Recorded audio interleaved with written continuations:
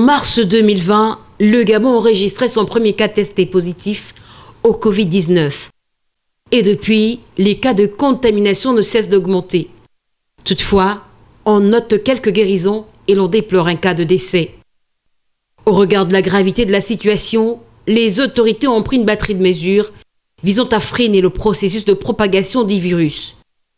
Parmi elles, le couvre-feu, puis le confinement total du Grand Libreville.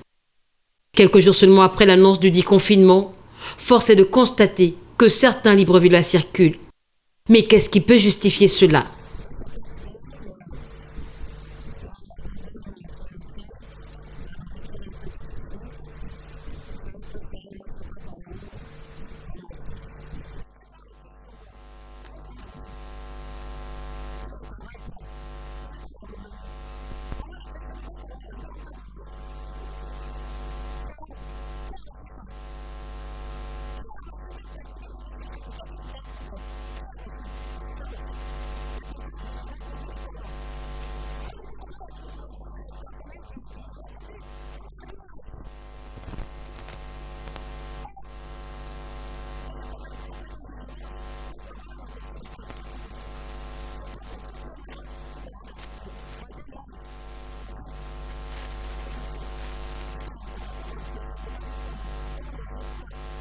Alors vraiment, les réalités de ce confinement-là sont vraiment difficiles parce que là, nous sommes en train de vivre un confinement sans mesure d'accompagnement. Nous sommes, comme vous voyez un peu, les villes sont mortes, les magasins sont fermés. C'est difficile un peu de faire des achats. Mais comment nous n'allons pas sortir vu qu'on doit d'abord acheter, vous voyez un peu, les unités des maisons d'où nous restons. Voilà, on n'a pas les unités, on doit sortir pour s'approvisionner. Puisqu'on nous a promis d'avoir les tickets, les bons d'achat. Nous n'avons pas de bons d'achat depuis tout ce temps-là. Nous sommes en train de patienter les bons d'achat. Voilà, c'est un peu compliqué. On doit sortir, les populations doivent sortir, s'approvisionner, comme vous voyez un peu.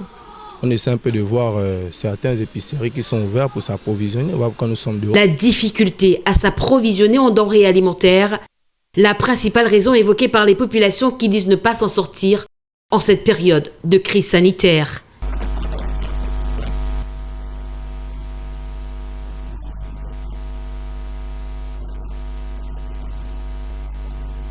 Coronavirus égale difficulté sociale. Les familles qui voient leur habitude alimentaire être modifiée se sentent désormais chez elles comme dans des prisons. Avant de rester à la maison, c'est difficile. C'est vraiment difficile. On passe vraiment des moments difficiles, sincèrement. Regarde, je suis obligée de payer les feux de manioc. Tu veux voir les feux de manioc ? Oui. Vraiment difficile, sincèrement. C'est pas possible.